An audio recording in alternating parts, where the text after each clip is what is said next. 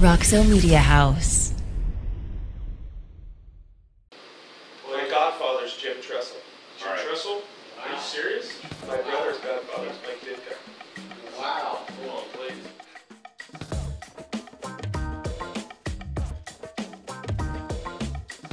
please. Welcome back to FORTitude. I am JW. That is Brinton. Thank you for joining us. Season 2 is still in effect. Thank you, Captex Bank, for making all this possible for us. Mike Thomas, we know you're out there doing some banking work today, but don't waste too much time listening to our show. But thanks for taking care of us in Texas. Thanks, Mike Thomas. Our guest today, Brinton. I'm psyched. This Check guy, this out, this man. guy's badass. I know. Listen to what I found. This is the guy, right? This is the guy? Charlie Pride? Charlie Pride. Same but different. What? So we have a guy, his name is a little bit different, Charlie Price. Oh, jeez. But it's we get what you're going with that. So, Charlie Price, thank you for being here, man. Thank you for having me, guys. What a pleasure. Charlie I got is some the applause coming your way. He is the owner and the founder of Charlie & Co. Salon here, Dallas. Where else? Austin as well. And Dallas, Fort this guy knows a thing or two about what he's doing. He's actually a good dude. Got a really cool story, and we're going to dive right in. Charlie, thanks again for being here. You are a Pittsburgh person.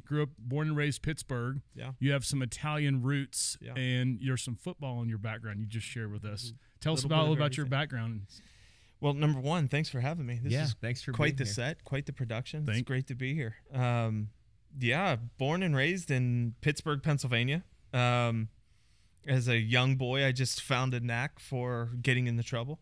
Mm-hmm. And I was raised by a single mom, and I had an amazing dad, but a horrible father. And my mother raised us. My younger brother and I were Irish twins, so we're 11 months apart. But from a very young age, I was warned away from the barbershop. Don't go near the barbershop. Oh, really? And we walked to and from school, and, I ended up going by the barbershop. And it was always a place that was just attractive, filled with guys, camaraderie. And, at that time, my father was coaching football, and he was at Youngstown State. Right. And so Dad was away, so, there really wasn't an authoritative figure, and Mom worked 4 jobs. He's got the ashtrays in the chairs at that time? Absolutely. Yeah. It was one of the best parts about it. Yeah. Smoke cigarettes. That's what the image cards. coming to me. Yeah. And I fell in love with the camaraderie of just a bunch of guys, working in a place. Now, granted, it was in my eyes at 14 years old, it was a functioning barbershop, but it was obviously a mob front as well. Mm-hmm.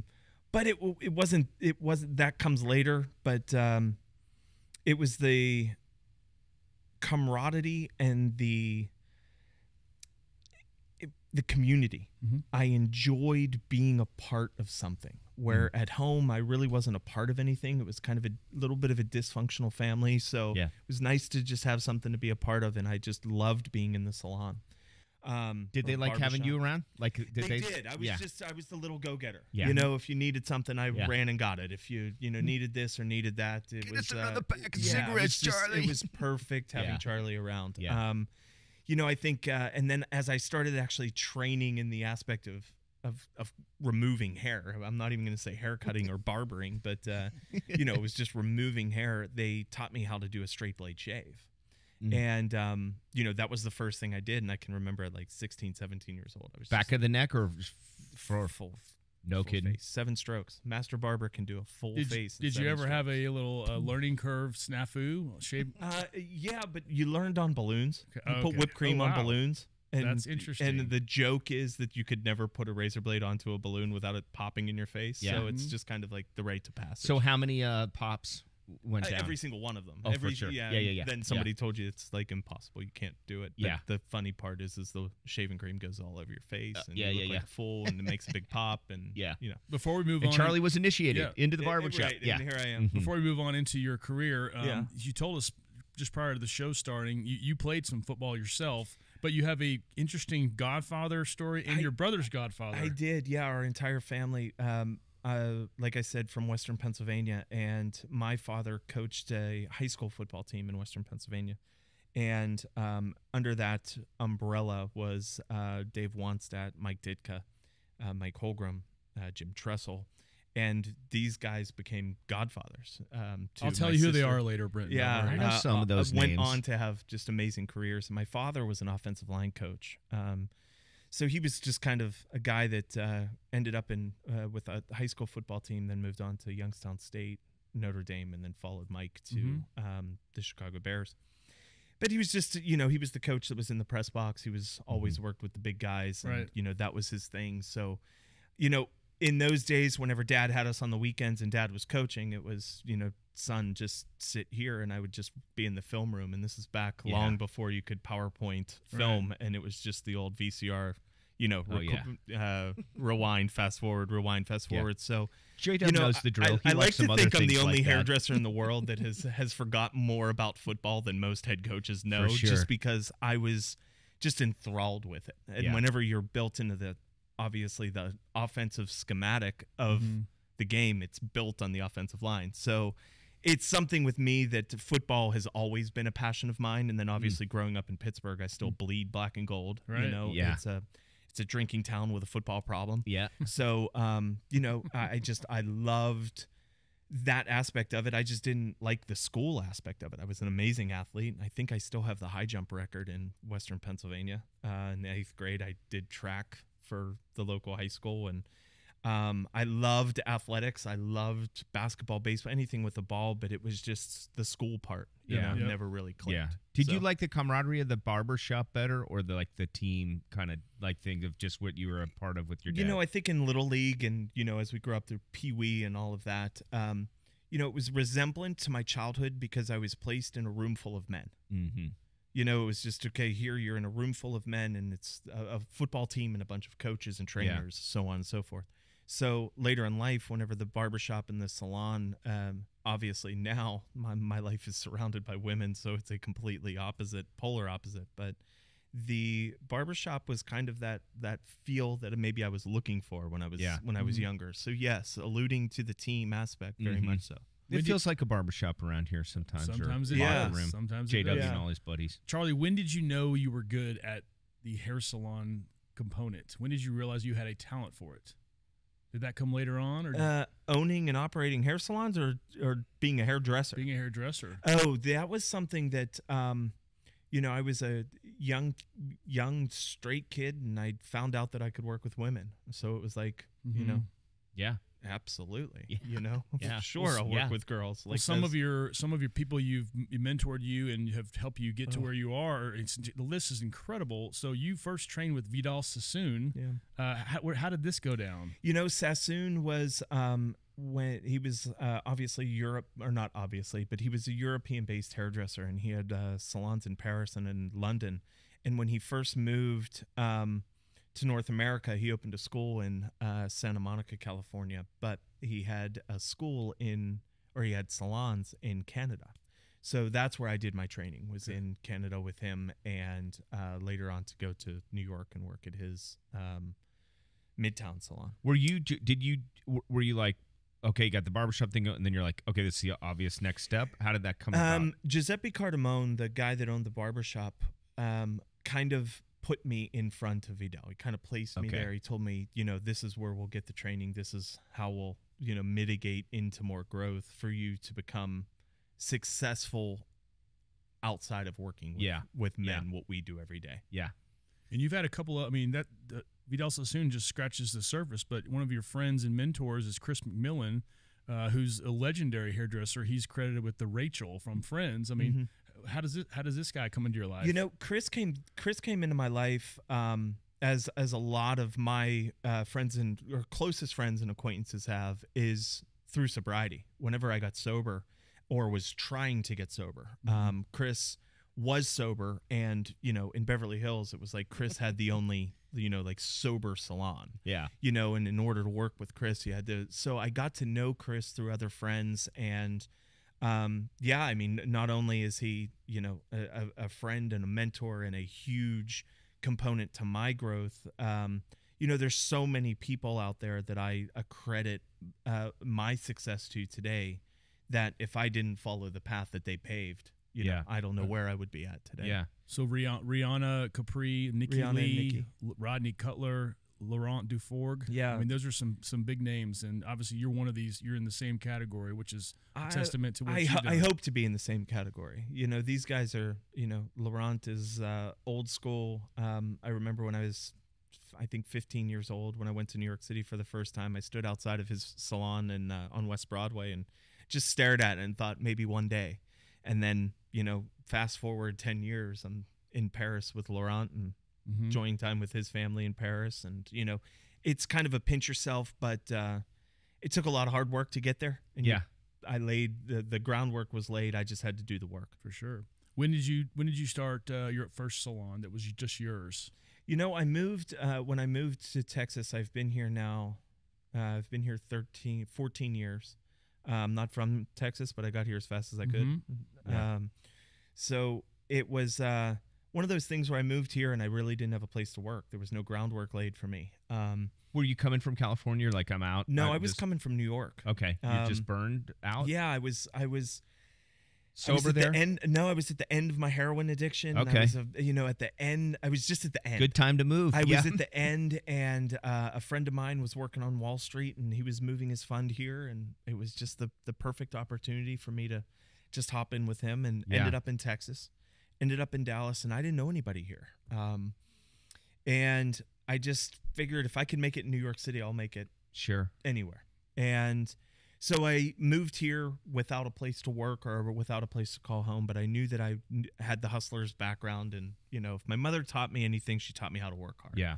And I knew that I could work hard, and I knew that I would find my way as long as I was just given a demographic. And I was placed in Dallas, Texas, and I realize now, my God, what the perfect demographic for me to end up in. Did you open a place right there? Or I did. You didn't go work anywhere? You're like, no, look, I didn't. I was just, I couldn't find a place that was me. So 8th grade education. No high school. GED from jail. It's just only sober salon in Dallas at the time? Yeah, because it was just me. Yeah. So, yeah, I never imagined it would turn into what it did. Opened a salon in an apartment, just leased an apartment for 6 months. Success immediately, or was it a lot of hard work? Obviously, it's hard work, but it was getting my name out there. But then it started to catch fire of who I was and the accredited resume that I had. Right. You know, that I wasn't just a kid that was cutting hair in an apartment. I actually worked, 12 seasons at Milan, Paris, and New York Fashion Week. That I was working with celebrities at the time and had, different outlets. And I knew the Chris McMillans, the Laurent Dufourgs, and I knew the Kylie Jenners before they were who they are today, social media icons. But it was that kind of catapulted, and I opened in the worst location possible. Hair by Charlie was on the 7th floor of the Masons building, which was literally right next door to the Dallas County Courthouse. Oh, wow. So it was the police and lawyers. Yeah. And then the Masonic, when it used to be unionized, it was the Masons building. So just rented a little room, probably about not even half the size of this, and no phone. The elevator, when I was on the 7th floor, the elevator went to 6, and then you had to walk up another. So I made myself completely and utterly unobtainable. Yeah. But Dallas women loved it. It worked, right? They wanted to go somewhere where nobody else knew. And now, it was with that, is it like the best kept secret? Like, hey, where do you get your haircut? And it's like, I'm not telling you because it's my secret. It looks pretty. How does that? Yeah, whole thing work? It was. If there's one thing I know about my business, I mean, in the world today, it's different. Working with a team of 42 young hairdressers, it's kind of teaching this dog, meaning I, new tricks. But back when I was building my business, I mean, it was business cards and hustle, and that was it, where the power of word of mouth was just so infectious. Yeah. And as soon as there was one, it was like, this guy, he works at this, apartment that you can't find. Yeah. And, here's his website. Yeah. And it was like, make the unobtainable obtainable. And all of a sudden it just 1 turned into 2, and 2 turned into 12, and 12 turned into 24. And Yeah. Does the fact I can notice you have like quite a mane under that hat? Oh yeah. Does that may be more helpful than this? Like if I was to go to people and say, I'm a really accomplished hairdresser, and it's like, well, look at what you're toting around. Like that's that's no good, man. It was when I moved here from New York, I literally had the Guido. Like I was just bald fade. Yeah. I wore the rope chain with the crucifix on it. Yeah. I mean, Yeah. I looked as looked as Jersey as you could. Yeah. And it wasn't until my first business mentor, he told me, he's like, he saw a picture of my hair, like when I had hair, and he said, "I'm just gonna give you your $1 million idea." I was like, "What?" He said, "Grow your fucking hair out." Sorry, grow your damn hair out. Yeah, yeah. And I did, and it was like, oh, this. It was a thing. Yeah. It was. Yeah. It did turn Yeah. into this Yeah.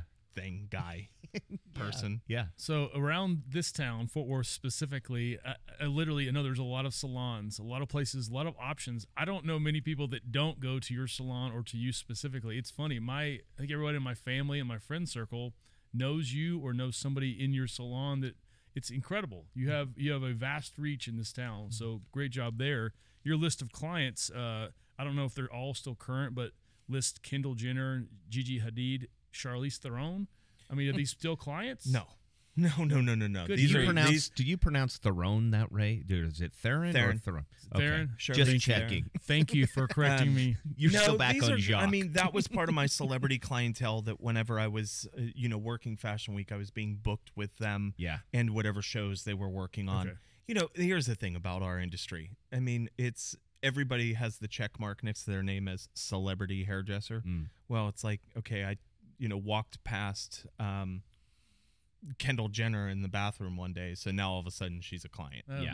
It's like, but have I worked with them? Have I touched their hair?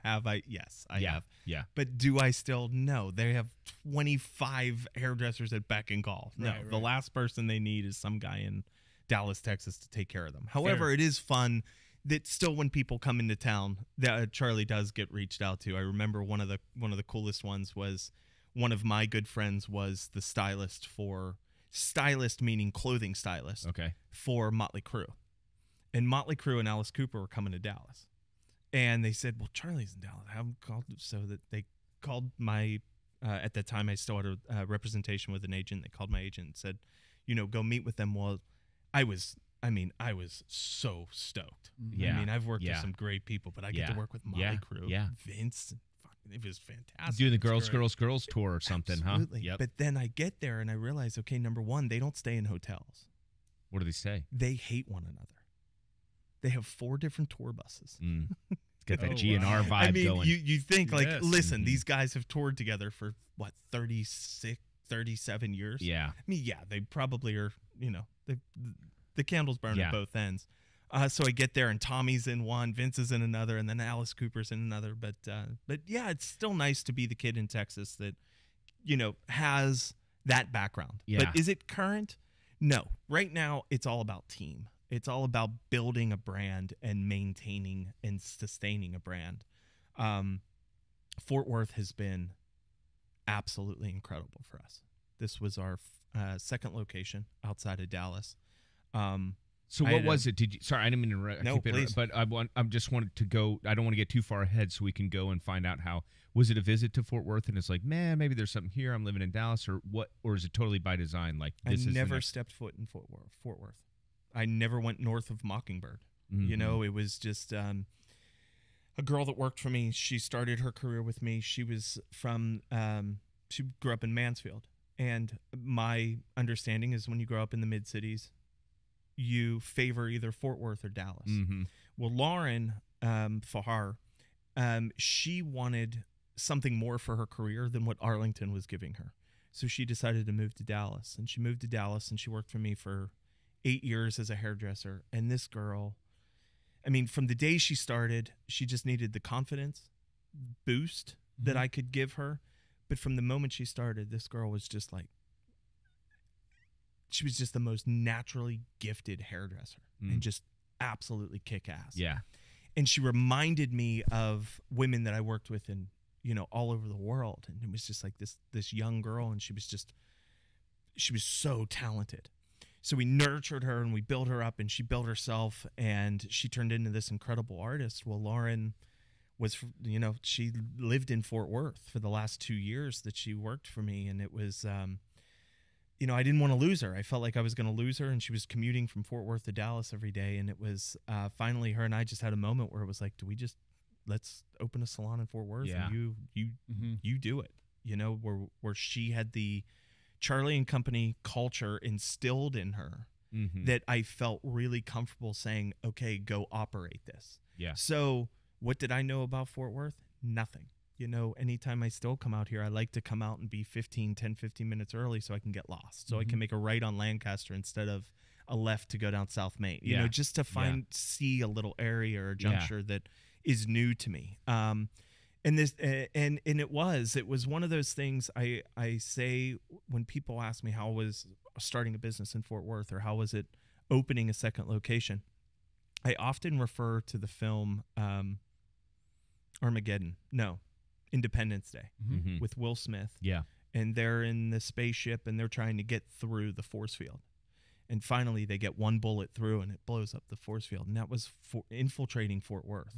For the first 2 years, it was kind of like, oh, is this going to take off? Like, where are these people? Yeah. Like, I don't know people here. And then it was, as soon as we got in with some folks and some families, it just word of mouth just kept going and going and going. And now we just moved to a new location. And it's just been awesome being our second location. And Lauren still operates and runs it. And she's a boss babe and killing it. So it's a lot of fun. And then you hands-on and run the one in Dallas, or no? I do. Yeah, I'm in the Dallas salon every day. I see clients 3 days a week. Yeah. And then I'm out in Fort Worth on Thursdays, just meeting our Fort Worth team and training and that aspect. And then what about in Austin? Austin, I'm there once a month. Okay. So we go down. I have a team of assistants that travel with me, so we head down to Austin once a month and cater to our San Antonio, Houston, and Austin clients. Where's the location approximately down there? And how did that come about? It's on the east side of Austin right now. It's just a pop-up location. We're hoping to have a full-fledged building down there in the next year. Yeah.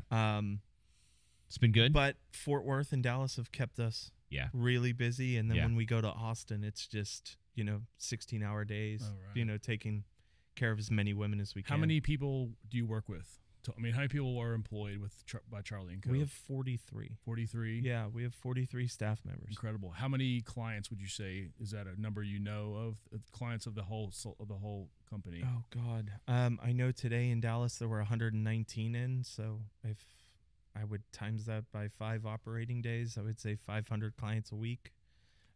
Fort Worth kind of maybe falling just a little bit behind that, but not far. How does that work? If I come in, I'm like, hey, I have experience cutting hair, clearly, because you're established and you have the background you do. But then let me see how do you do that? On the job interview, kind of show me what you got, or is it based on? I'm kind of glad you asked that question. One thing that's built into our culture and into our team at Charlie and Company is that we don't hire hairdressers. So we hire kids right out of beauty school.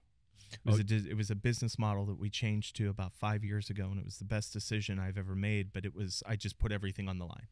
Basically, I put all my cards on the table, and I said, everybody's fired. I'm going to start from scratch. And we wanted to bring in kids right out of beauty school, and we wanted to train them and build them into our culture.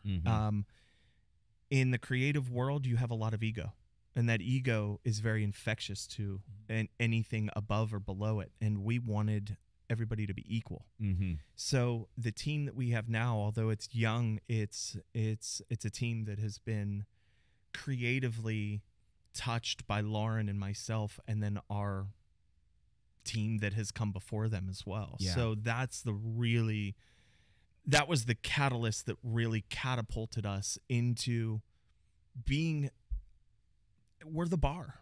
Charlie and Company is the bar. Wherever we open, we will be the bar. And the reason I say that we're the bar is because we're placing it, but you're not going to get to the bar because we have another group and another team that are coming in behind that are learning and educating and still teaching me. Shit, I've been doing this. This is year 26. And I mean, I work with the young girls all the time, and I mean, they're teaching me more than I'm teaching them. Still love it though?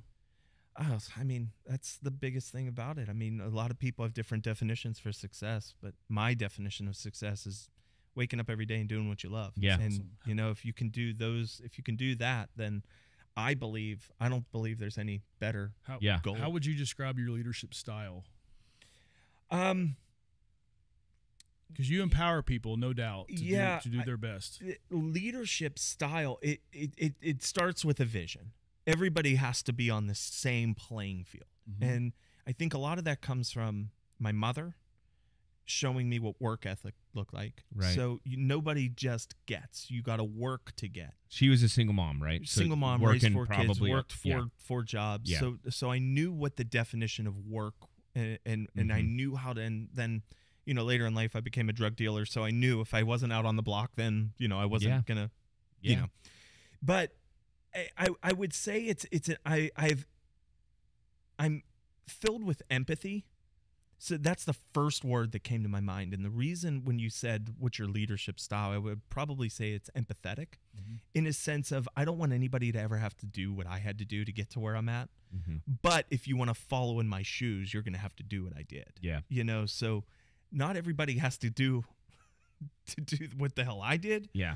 But I have enough experience that I can show you along the way, an easier, softer way, as opposed to going through the gauntlet like I did. So, I mean, there's that technical aspect, obviously, because of your list of clientele, but how much of that camaraderie, like how much of that barbershop are you bringing into kind of the emotional? Because I've got to think that's a pretty key component to having people in there and getting them back. Obviously, the finished product is really good, but how much is that kind of vibe when you're in there? You know, you want your customer to feel good and taken care of in there, and how much of that would you say was drawn, or was that just an experience in life that provided you like a door open for that? I mean, again, I'll put all my cards out there and tell you there's 24 kids. There's 200. I mean, there's 24 men and women that work for me that can, I mean, that are far more creative and skilled than I was at their age. 99% of my business is relationship. 99.9% of my business is bullshit. Yeah. You know, people love banter. They love a relationship. You know, I've had some women that I've been working with, you know, for 15 years. And, you know, I've worked with them through marriage, through divorce, through kids, through ups, through downs. You know, that relationship that's built with people is priceless. Just so happens that I give a really good haircut in the meantime, or I do really nice color in the meantime. But it's a relationship driven business, just like anything is. It doesn't matter, you know, we're kind of getting out into the other world of, you know, virtual and social media and this, that, and the other, where it's just kind of losing the realm of, I told you that I opened my businesses off word of mouth only. You know, Instagram and Facebook weren't, I mean, MySpace was around, but you still have a MySpace page, J-Dub? I got rid of it last week. Yeah, I saw some of your videos you put out there. No, I'm just totally kidding, Charlie. I'm kidding. But not really. About your Instagram, one of your really fine people is Ryan Castle, who I know you're a fan of this guy. God.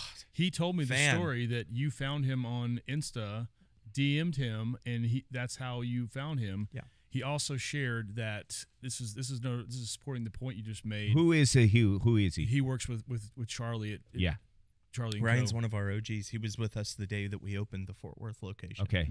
So he told me that in the 5 years that I guess he's been around, more than that, but 5 years you've lost 3 people, which is fantastic. That just shows that whatever you're doing there, people are not wanting to leave. They're not using you as a springboard. They're there and they're happy in their environment, and that's a pretty awesome testament. Yeah, it is. It's nice to hear Ryan say that too, because he paid me. He's exactly right. There are 3 girls that left us under their power, and you know, to be quite honest, I love when people leave to do something great or do something better, but you know, I have a really hard time with accepting where I take a personal relationship with my team is a lateral move. You know, Yeah. if you're a banker and you're working at, you know, JP Morgan and you just moved to Fidelity, it's like, well, why'd you do that? That was dumb. We can work this out. But the ones that have left have opened, two of the girls that work for me opened a new salon in Fort Worth. They just opened, so I'm super stoked for them. Really proud of them. There's no animosity. Like I said, again, when you have the confidence that I have in my team in saying that we're the bar, you just have to, we're just going to keep raising it. Yeah. It's a good feeling to have, to know that your team feels the same. Right. And we want the most for our team. This isn't, you know, Charlie's. Again, if this was a get rich quick scheme, I would not be owning hair salons. I guarantee it. Yeah. I do it because I love watching growth. I love watching Ryan start with us 6 years ago, having, I don't know, I think Ryan might have had a dozen clients, and now, I mean, how my entire family in friend exactly. I mean, circle. it's like the kid has just grown Yes, so he's awesome. immensely. Not only as a hairdresser, but as a man. You know, he's gotten married. He's just had his baby. To watch growth in a human being, there's no commas or zeros attached to that, boys. You know, there's nothing better than bringing a young woman or a young man as a part of and just watching them grow because of something that you've created. Yep. Yeah. And pretty cool. that's priceless. Yeah. That's why I do this. Yeah. That's why I do Can we this. talk a little bit about your sobriety? And you mentioned a couple times during the show of things you've been through. Can we talk about that for a moment? Yeah, It's a pretty amazing story. I got sober August 19th, 2004. Was my last drink, and I got into it quick. Like I said, as we started, I alluded to, you know, having a problem with authority. From a young age, I was always looking for an out. I was always looking for something to get me out of me. And as soon as I found alcohol, it was that was the tastemaker, and that paved the way for bigger and better things. But you know, I went hard really, really young, really early, and it wasn't because of a effed up family, or I had a great mother and I had a great dad. You know, it was, they weren't around, so I could just kind of appeal to my own self, and I went at it hard. I climbed the ladder of drug addiction pretty quickly. Yeah. And, you know, as soon as alcohol wasn't doing it, you know, it was crack cocaine. When crack cocaine wasn't doing it, heroin did it. And when heroin wasn't doing it, you know, it was just always something else. You cutting hair all along while doing it? Oh yeah. Yeah. Yeah. I was living in the heyday whenever it was just, I mean, I would go do 2 clients and head straight to the bathroom and bang a bag of dope just to even myself out. I could never function. Maybe it was at a time when the hair was a little not as important, like it kind of 80s haircuts, flock of seagulls, and it's okay to be all high and do that. It was that era of hairdressing was still very glamorous, and it was still very chic and very, you know, now we use the word bougie, but at that time it was you know, a suit and tie to work, and you know, dealing with, you know, the wealthy of the Upper East Side, and you know, it was very chic. It was it wasn't, but I slowly, or very quickly, very rapidly turned that from very chic to very disgusting for myself. And you know, my last drink was actually on my mother's birthday, and I don't think she or I, you know, she passed away last year, but up until that point, I don't, you know, whenever I did decide that was my bottom, that I was done. Yeah. Thank God I quit then, because I often think now, if I don't think I would be here, I know I wouldn't be here, probably in the physical. Yeah. Not only in the spiritual, mental aspect, but yeah, it's a huge part of my personal growth and who I am. I wear my sobriety on my sleeve. I love talking about it. I do a lot of outreach and service work with young juveniles and young kids that are, you know, having a problem understanding that this isn't a phase. You know, putting a spike in your arm, that's not a phase. Yeah. You know. Yeah. You see it a lot in your industry? I mean, you catch it a lot, like just... You do. I mean, it's not everywhere. just, it's everywhere. Yeah. You know, it's like now it's just so socially accepted. Right. You know, where when I was doing it was still, you had to hide in a bathroom and you were ashamed of it. And it was, you know, where now it's, you know, it's just how many people can you fit into a stall? You know, it's, yeah. So it's with the social acceptance of what's out there today. Yeah. It's terrifying. Yeah. You know, I mean, when I was getting high, it was, you know, you had to worry about the drug dealer putting baby powder or, you know, cornstarch in it. Now you got Fentanyl and stuff. and- Yeah. Yeah. You know, I mean, there's no question I'd be dead if, you know, I was still living that life of roulette. Yeah. Well, You know? huge respect for you and what you've done. That Yeah. in itself is an amazing story, and I assume that Charlie & Co. and your career has filled the void that the drugs used to have for you. But you've built such an incredible thing. Is this a replacement for all those things you did back then in some way? Interesting that you say that. There's, you know, as in recovery, you know, and through personal growth in recovery is, you know, for when I was using drugs and alcohol, I was filling that void with something, you know, and some people choose gambling, some people choose women, some people choose whatever it might be. Truly, it gives me the open-mindedness to want to help others. And like I just talked about Ryan and I talked about my team, it's the growth aspect that keeps me me going. I love witnessing growth and being a part of it. That's well, awesome. I mean, it sounds like you yourself have grown, right? You've witnessed it Oh my yourself, gosh, so it's still probably continue to, like you know, like a reflection. Yeah, where I'm embarking on a huge. So Charlie Price, who the heck is this other Charlie Price that's out there doing similar things to you? He's an incredible Charlie Price. There's Charlie Price Aveda and Charlie Price Sassoon, and Charlie Price Aveda is a guy that he and I share the same name. We share the same industry, and we share a lot of the same clients. Charlie Price is a incredible editorial hairdresser based out of Denver. He works all around the world. People often get us confused, but Charlie Price, the other Charlie Price, is bald and wears these beautiful black horn rim glasses. So looks could not be more deceiving than the name. But it's kind of flattering to hold a name with that Charlie Price as well. You love to travel. I know this. Yeah, love traveling. And you have also, you're about to be a dad. You're married to a lovely lady, Melissa, and you're about to be a dad here in a few months, correct? Yeah. Congrats, Yeah, man. thank you. Finally tricked one into marrying me and tricked her into having my kid. I'm stoked. July 31st, I'm gonna have my first son. We're gonna have a baby boy. Awesome. Congratulations. I just thought there was no question that a girl was in my future. Maybe she still is, but we thought this first one was going to be we thought for sure that this was going to be a girl. And when I found out I was having a son, I just was elated. Yeah. So Melissa is 25 weeks pregnant. So congrats. I like to think I know what I'm doing, though. I've worked with women for the last 26 years. So I think I know what I'm doing here. Oh, wait, those kids will roil you big time, I can't man. wait. I can't wait. Last question before we get to the end of this interview. You seems like you're a guitar lover. We've seen a photo of you with a guitar. You're shirtless.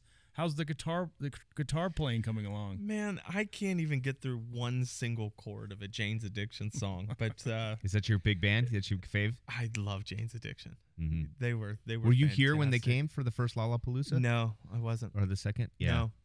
No. But no, that I know what you're talking about, and I know what you're alluding to. And it was my publicist was at my house, and it was doing like a at home with Charlie Price, and there was a guitar sitting on my let's call it bedside table. Well, one of my favorite guitar players, John Vishanti, signed it, and it was just sitting there. And I don't put it in a big memorabilia case. It's just there. It's just, you know. You do those guys here, Red Hot Chili Peppers? No, but I mean, God, John's life and his mess of a life, and you know, his constant ups and downs. It was just always just a legend in my mind. Yeah. So the guitar was sitting next to my bed, and my publicist is like, "Yeah, take your shirt off." I'm like, my publicist is a male. Yeah. And the photographer's female. She's like, "Yeah, get in bed and, you know, grab one of those hats and put a hat on." So I'm sitting in my bed with jeans on, with no shirt on, with a hat. Yeah. And I'm acting like I can play the guitar. Because I can't play the guitar. Although I wish I could. Yeah. But there's a really good story about that, and this will be maybe our next episode. But I was in Pittsburgh at a Steeler game, and I rented a house for my family, and our entire family is staying at this house. And I'm outside having my morning coffee on the stoop, as you do in Pittsburgh, and a homeless man walks by, and he just wanted to have conversation. So we started talking, and 1 or 2 minutes go by. He's like, "What's one of your biggest regrets, Charlie?" I said, "Oh, man, biggest regret, I never learned how to play the guitar." And he said, "That's a regret? Just go inside and learn how to play guitar." Yeah. And he was right. It's one of those things, like, although I might look at it as a regret, but there's always time to learn. But there is a photograph all over the place of me in my bed playing guitar. Well, that's cool. Thanks for bringing that up, JW. Two quick questions. One real quick one, Troy. So if you weren't doing this, what do you think you'd be doing job-wise? I'd be a dentist. Why? That's an awesome answer. Because I wouldn't have to talk to people. Seriously, they could not talk back, right? Correct. Or they could try. I love what I do. I love what I do creatively, technically, Yeah. my skill. You like drilling into But stuff Fridays, like that? when I'm done with Fridays, I'm so done talking. Yeah. My wife knows nothing social on Fridays. Going out to dinner with friends, it's a feat. I love it. Yeah. That when I walk into a restaurant, people there know me. There's clients. I'm meeting their husbands. I'm doing this. And, but it gets really tiring. Yeah. Being on all the time. So to answer your question, I would be a dentist. And I Right answer on. that I still get to work with my hands. Yeah. And people cannot speak back. That's really good. Yeah. And there's no conversation. Yeah. And you make a lot of money. Oh, yeah. Mm-hmm. Yeah. I've never been to the dentist Yeah. and not have spent a couple grand. Yeah. So it's like, I think I would do Yeah. it for the monetary value. Okay, last question. So we ask, and no family, right? Just to keep it kind of tricky. Best day of your life. Wow. That was, I couldn't not say when I found out that my wife was pregnant. Oh, that's a good. I'm 41. I always thought about what it would be like to be a father. Mm-hmm. Wow, that's making me like emotional. Yeah. Yeah. It's the day that I found out that I was going to be a father. It's like, it took me long enough. But, Yeah. now that it's here, it was by far the best day. That's a great my answer. life. You didn't mention the cutting Charlize Theron's hair, because I would have thought that'd be a pretty significant Yeah, moment. that was pretty fun. You know, she was at the height of her career then and all that. Just kidding. No, it's Charlie Price, thank you for being here. You've done an awesome job. Fort Worth loves you. Dallas loves you. Whatever you're doing, keep doing it, brother. We appreciate you very much. Guys, thank you for having me. Thank you, Flattered to be here. CapTex Bank, for making all this happen. We love you Yes. guys. Thank you.